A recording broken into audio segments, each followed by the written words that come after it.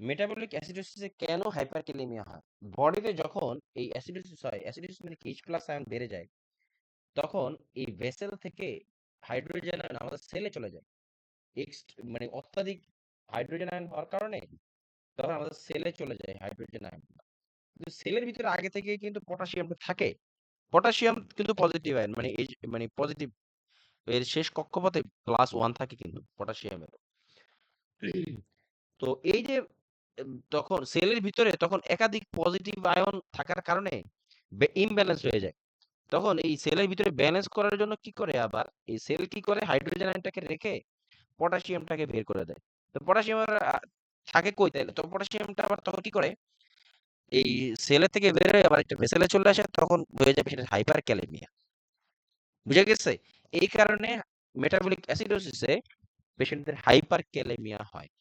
ঠিক একই রকম ভাবে এর জাস্ট অল্টার চিন্তা করো, মেটাবলিক ক্যালকুলাসিসে হাইপোক্যালেমিয়া হয়। এই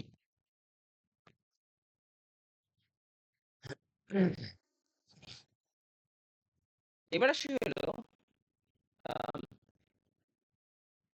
রেসপিরেটরি অ্যাসিডোসিস। রেসপিরেটরি রেসপিরেটরি অ্যাসিডোসিসে কেন তোমার রেসপিরেটরি অ্যাসিডোসিস মানে কি? লো অ্যান্ড স্লো রেসপিরেশন, মানে পেশেন্ট শ্বাস প্রশ্বাস স্লো হয়ে গেছে, কমে গেছে, যার ফলে কার্বন ডাই অক্সাইড বের হচ্ছে না বডি থেকে। আর কার্বন ডাই অক্সাইড কি অ্যাসিডিক। তো এই এরকম কন্ডিশন কি কি, সিওপিডি, তারপরে weakness of respiratory muscle, sedative overdose, like ওটির পরে পেশেন্টের রেসপিরেটরি এমনিই স্লো থাকে কারণ সিএনএস রিপ্রেসেন্ট থাকে, তখনও তাদের রেসপিরেটরি অ্যাসিডোসিস হয়। সিওপিডি যখন বাড়ে, আমরা কিন্তু লো মানে হাই কনসেন্ট্রেটেড অক্সিজেন দেয় নাকি low concentrated oxygen is given for COPD patient. I repeat, যাদের সিওপিডি, যেসব পেশেন্টের সিওপিডি তাদেরকে লো কনসেন্ট্রেটেড অক্সিজেন দেওয়া হয়। কারণটা কি? The stimuli for breathing in a healthy person is increase carbon dioxide. A COPD patient who is adapted to increase CO2 and his stimuli for breathing is decrease oxygen in blood. মানে হলো একজন COPD patient, COPD অবশ্যই কিন্তু chronic disease. এই COPD যখন থাকে পেশেন্টের শরীরে বেশি মানে পেশেন্ট অলরেডি তার বডিতে কার্বন ডাই অক্সাইড যে অতিরিক্ত বেশি থাকে, এটার সাথে সে অ্যাডাপ্টেড হয়ে যায়। এই কারণে ফলে কি হয়, তার বডিতে অক্সিজেন ডিমান্ড কম থাকে এবং অক্সিজেন চাহিদা কম থাকে। কিন্তু যদি আমরা এই সিওপিডি পেশেন্টকে হাই কনসেন্ট্রেটেড অক্সিজেন দেই, ফলে কি হয়, if there blood is saturated with higher concentration of oxygen, there need for respiration which is triggered for medullary decrease. মানে হলো আমরা যদি কখনো এই সিওপিডি পেশেন্টকে হঠাৎ করে হাই কনসেন্ট্রেটেড অক্সিজেন দেই, তখন পেশেন্ট কি হবে, পেশেন্ট তো অলরেডি লো কনসেন্ট্রেটেড অক্সিজেনের সাথে সে অভ্যস্ত। পেশেন্টের শরীরে আগে থেকেই হাই কনসেন্ট্রেটেড কার্বন ডাই অক্সাইড আছে এবং সেটাতে হ্যাবিচুয়েটেড। এখন এটাকে ব্রেক করে হঠাৎ করে যদি আমরা হাই কনসেন্ট্রেটেড অক্সিজেন দেই, তখন আমাদের ব্রেইনের যে মেডুলা, এর ফাংশন কমে যায় and they can go into respiratory arrest. এই জন্য কখনোই মানে সিওপিডি পেশেন্টের অক্সিজেন লেভেল যদি কমও থাকে, হুট করে অক্সিজেন কনসেন্ট্রেশন বাড়ানো যাবে না।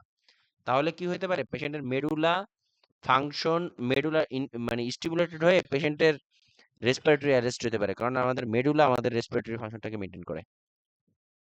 এটা ইম্পর্টেন্ট, কোশ্চেনে প্রায় আসে, পাইছি এটা।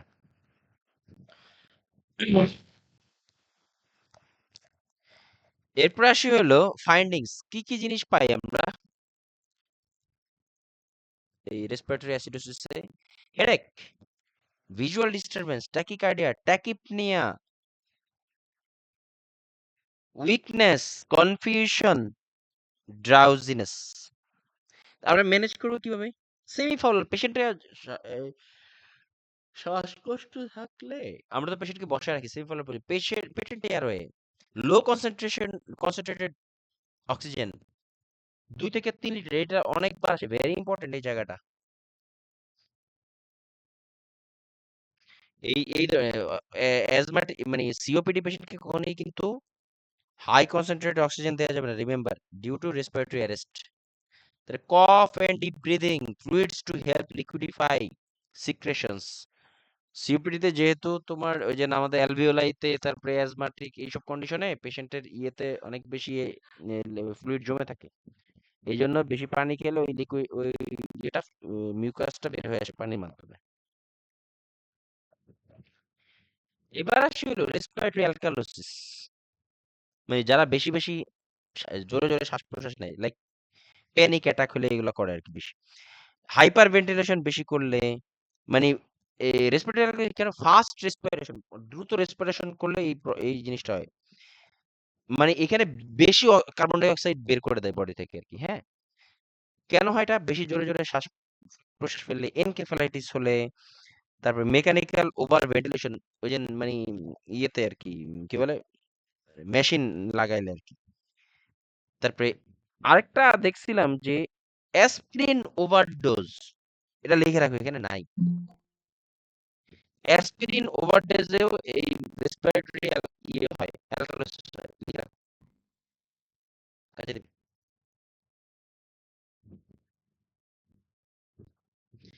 অ্যাসপিরিন ওভারডোজের, অ্যাসপিরিন ওভারডোজ হয়ে গেলে পেশেন্টের, অ্যাসপিরিনে কিন্তু সিএনএস স্টিমুলেশন, অ্যাসপিরিন ওভারডোজ যদি হয় তখন পেশেন্টের সিএনএস স্টিমুলেটেড হয়ে যায়, CNS central nervous system stimulation হয়। আর CNS stimulation means increase heart rate, increase BP, increase respiration, ঠিক আছে? রেসপিরেশন বেড়ে যায়, তখনও কিন্তু পেশেন্টের এই রেসপিরেটরি অ্যালকালোসিস দেখা যায়। দেখো, আমরা এই যে এই হাইপার ভেন্টিলেশন করছি না রেসপিরেটরি অ্যালকালোসিসে, এই বিশেষ করে তোমার এই যে অ্যাংজাইটি অ্যাটাক, প্যানিক অ্যাটাক, এগুলোতে এই জিনিসটা কমনলি দেখা যায়। আমরা অ্যাংজাইটি হলে আমরা জোরে জোরে শ্বাস নিঃশ্বাস ফেলি, তখন কিন্তু এটা হয় বিশেষ করে প্যানিক অ্যাটাকে। তারপরে ওমেন যারা ট্রানজিশন ফেজ অফ লেবারে থাকে, তারা জোরে জোরে শ্বাস নেয়, তাদের ক্ষেত্রে এই রেসপিরেটরি অ্যালকালোসিস দেখা যায়।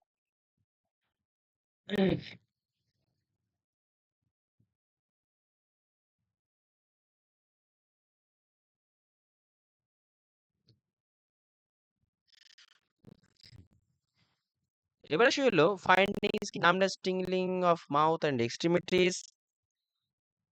এই দেখো রেসপিরেটরি অ্যালকালোসিসে কিন্তু এই যে numbness, tingling of mouth and extremities দেখা যায়, এটা কিন্তু ক্যালসিয়ামে, লো ক্যালসিয়ামেও দেখা যায় কিন্তু। Inability to concentrate, oxygen level কম থাকলে পেশেন্টের কিন্তু ইয়ে দেখা ইয়ে ইয়ে পারে না কনসেন্ট্রেশন রাখতে, ট্যাকিপ নিয়ে জোরে জোরে শ্বাস নেয় পেশেন্ট, তারপর কোমাও হতে পারে। ম্যানেজমেন্ট কি? ম্যানেজমেন্ট হলো encourage breathing into a paper bag. Yes, আমরা রিব্রিদার মাস্ক আছে না, রিব্রিদার যেখানে শ্বাস নেয় ওইখানেই আবার শ্বাস ফেলে।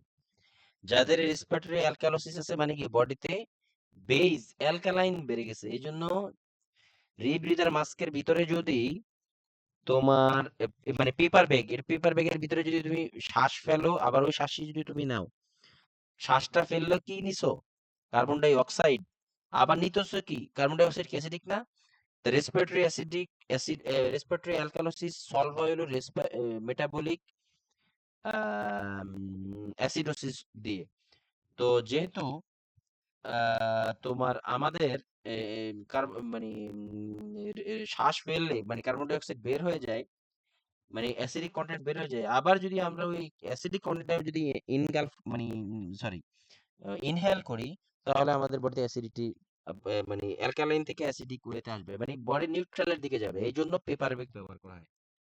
Encourage breathing into a paper bag, cupped hand and rebreathe the expelled carbon dioxide or by voluntary breath holding, অথবা চাইলে আমরা ইচ্ছাকৃতভাবে অনেকে দম বন্ধ করে রাখলেও এই প্রবলেমটা চলে যায়। তবে এনশিওর রেস্ট, সেডেশন এটসেট্রা। মোট কথা এটা হলো যে তোমার রিব্রিদিং যে মাস্ক, এটা দিয়ে বেশি করাতে দেখছি আমি হসপিটালে। তো আজকে এই পর্যন্ত রাখি, কালকে ইনশাল্লাহ বাকিটা আজকে ভিডিওতে রেকর্ড করা আছে। আহ কিছু কিছু practice ছিল,